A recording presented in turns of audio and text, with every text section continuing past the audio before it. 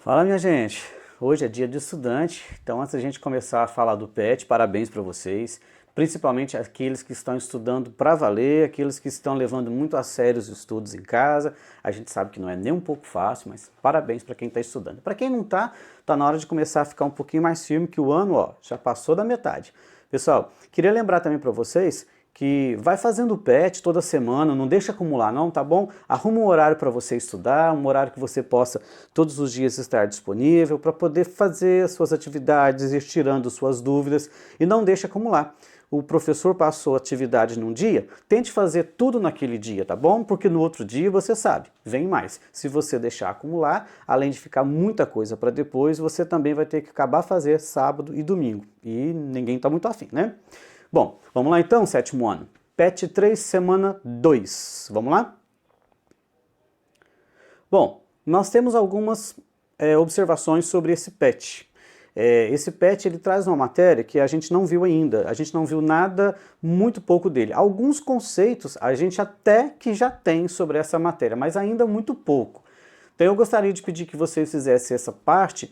Não precisa ficar tão preocupado, embora eu deixei no final uma série de indicações de vídeos, de mapas e também de sites para vocês estudarem, tá? Mas não precisa preocupar em aprofundar demais esse assunto não, que nós vamos fazer isso quando voltar às aulas, se Deus quiser, numa época um pouco mais oportuna. Mas vamos lá. Bom, a gente havia falado sobre absolutismo na semana passada. A gente descobriu o que é absolutismo e o que não é, correto? Então nós vamos falar um pouco hoje de alguns reinos, como esses reinos foram se formando e foram se fortalecendo. Nós vamos falar principalmente do reino de Portugal, que é o reino que mais está diretamente ligado à nossa história, ok? Então aí no mapa que traz o seu PET, tem a formação de Portugal. Então você está vendo aí a chamada península, pedaço de terra que atinge o mar não, né? Seria daria um tsunami, um pedaço de terra que avança mar adentro.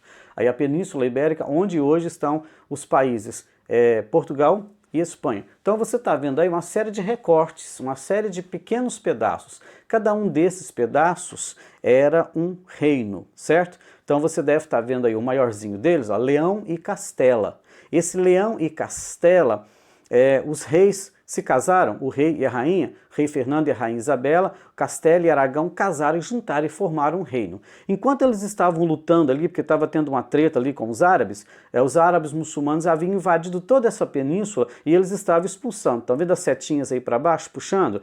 Esse mapa é da época que quase não tinha mais muçulmanos ou árabes aí na Península Ibérica. Só no finalzinho, abaixo, na parte sul, já perto da África, o reino de Granada. E aí começa nessa disputa, né, começa a se formar Espanha e Portugal, ok? Eu deixei o site para vocês olharem direitinho e para vocês olharem os mapas também. Então tá aqui os dois mapas, ó. Aliás, os dois mapas não, o mesmo mapa em circunstâncias diferentes, no século XII e no século XIII. Então você percebe aí que algumas, né, o reino dos almorávidas, eles já estavam um pouco maior, estava se formando, ok?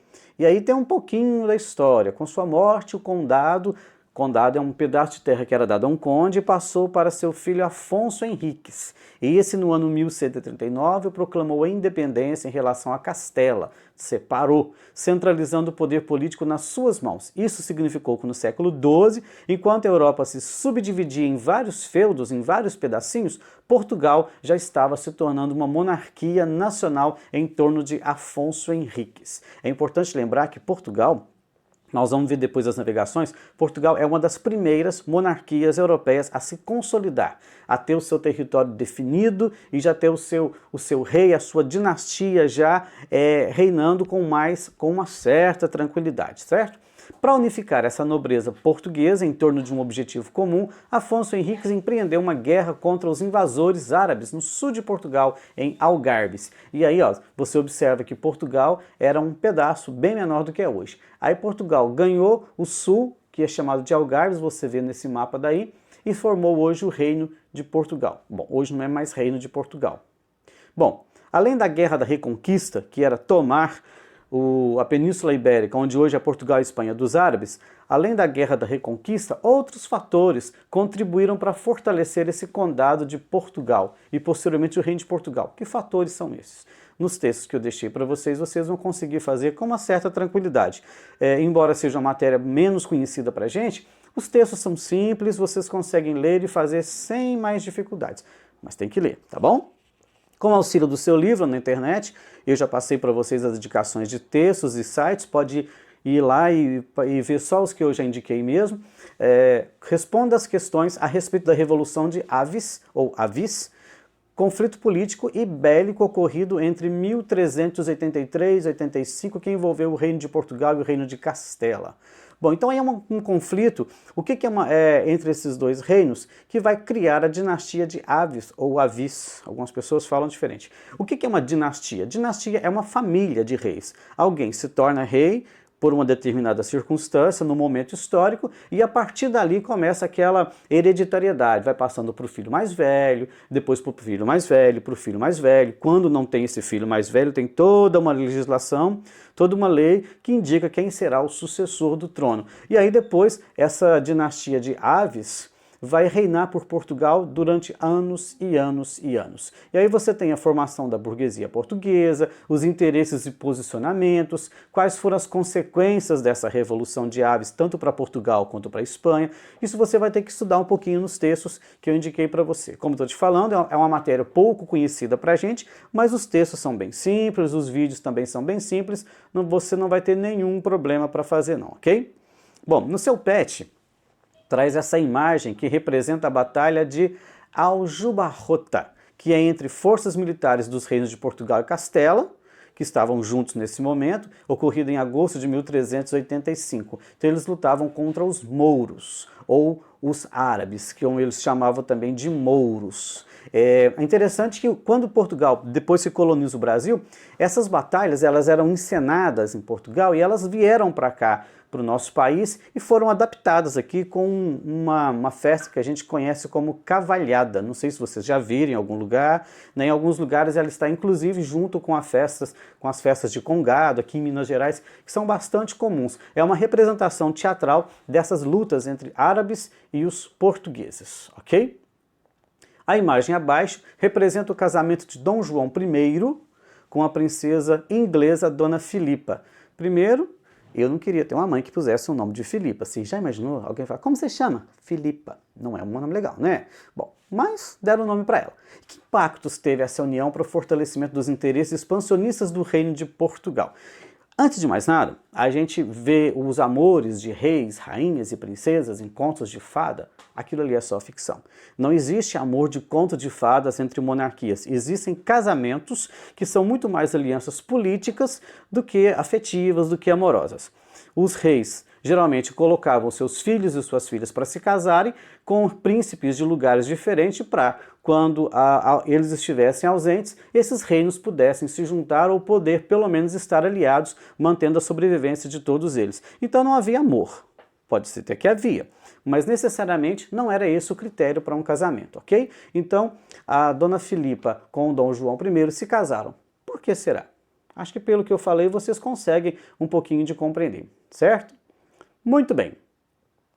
Como eu falei para vocês, o Estado português, ou o Reino de Portugal, é um dos primeiros a se formarem e se consolidarem. E a partir daí, depois que Portugal já está pronto, então você tem um rei, ou uma dinastia, né? Você já tem um rei, um poder político já mais estável, você tem condições de criar uma série de mecanismos de desenvolvimento econômico, social, que vai possibilitar Portugal ser um país pioneiro na conquista de novos lugares, o que a gente chama em história de grandes navegações, certo? Vamos lá. Logo após a sua formação, o Estado português adotou uma política expansionista de mandar o seu território, expandi-lo para mais distante, para outras terras e para ampliar o Império Português. Muito forte, saiu em frente em relação ao estabelecimento de rotas marítimas para a África, Ásia e mais tarde para a América. Levando em consideração todos os aprendizados adquiridos e observando o mapa abaixo, liste 4 motivos que têm impulsionado Portugal a ser o primeiro estado centralizado da Europa a se lançar às grandes navegações. Bom, algumas considerações simples, nós vamos depois aprofundar isso em outro tema, algumas considerações bem simples. Os europeus e os asiáticos, via de regra, eles não sabiam, ou até então não tinham consciência, ou não era uma coisa pública, de que havia outras terras em outros lugares. E para eles o mar era um espaço muito perigoso. Eles tinham muito medo de navegar. Primeiro porque os primeiros navegadores andavam em navios muito precários. A maioria deles não voltava. Logo, se vai 10 navios, sei lá, volta 8, ou voltam 2, 8 se perderam, alguma coisa não deve estar legal, não deve ser tão interessante. E para eles enfrentar o mar era uma questão muito perigosa, eles tinham medo de enfrentar o mar. Mas quando chega a questão econômica, pesa, eles têm que se lançar ao mar. O mapa não dá para ver direitinho, mas ali naquela ponta onde está Portugal, Espanha, no norte da África, tem o mar Mediterrâneo, que era uma rota comercial muito grande. E os portugueses, os europeus de uma forma geral, eles faziam comércio com as Índias, não é a Índia hoje, a região das Índias, faziam um comércio intenso, buscando e levando coisas para comprar e vender. Bom, o que acontece? Os muçulmanos dominaram Constantinopla e, por consequência, não deixaram mais nem portugueses nem espanhóis fazerem comércio pelo mar Mediterrâneo. Solução? Encontrar um novo jeito de chegar às Índias. Observando o mapa, você só pode perceber uma conclusão. Tem que dar uma volta ao redor da África. O problema? Eles não conheciam esse território, não sabiam que o mundo era tão grande. E aí vão se lançar às grandes navegações. Eu deixei para vocês aí 2 videoaulas sobre grandes navegações. Eu queria muito que vocês assistissem, porque é um tema interessante de se estudar, é um tema que você precisa conhecer. E, infelizmente, nós não podemos estar juntos para a gente poder discutir essas questões, tá certo? Então não deixe de assistir os vídeos e nem de ler os textos que eu estou indicando para vocês. Nesse mapa próximo, nós vamos ver então as principais viagens, tanto de Portugal quanto de Espanha, que são os 2 primeiros países que vão se lançar ao mar. Aí já dá para ver um pouco melhor, Portugal está de verde e Espanha está de laranja. Uma dessas rotas, como você está percebendo, ela vai chegar no lugarzinho que eles chamaram de Porto Seguro, que é a Bahia, quando os portugueses chegam aqui no Brasil e começam, de fato, a colonização do nosso território. Claro, isso é para uma outra semana, tá bom? Vamos lá então, as indicações. 7º ano, na página 67 do PET, e aí eu tenho para vocês alguns textos e mapas, como a formação de Portugal, alguma coisa sobre a dinastia de Aves, para você ler e fazer aquelas questões iniciais, um pouco também um mapa das grandes navegações, para você analisar, observar as rotas, os lugares para onde eles foram, além de um resumo de grandes navegações adaptado para a idade de vocês. E os vídeos, um pequeno vídeo sobre a formação de Portugal, para você entender um pouquinho aquela disputa na Península Ibérica, um vídeo sobre as grandes navegações e aqueles famosos vídeos que eu gosto de passar para vocês, das grandes navegações do telecurso. Pessoal, tem muito mais coisa para você ver sobre isso. Você pode ver no YouTube, tem também disponível desenhos sobre Cristóvão Colombo, sobre Pedro Álvares Cabral, tem muita coisa legal para você assistir, ok? Espero que vocês estejam todos bem. De novo, feliz dia do estudante, não deixa de arrumar o seu cantinho de estudo, faça as atividades com carinho e até semana que vem. Um abraço.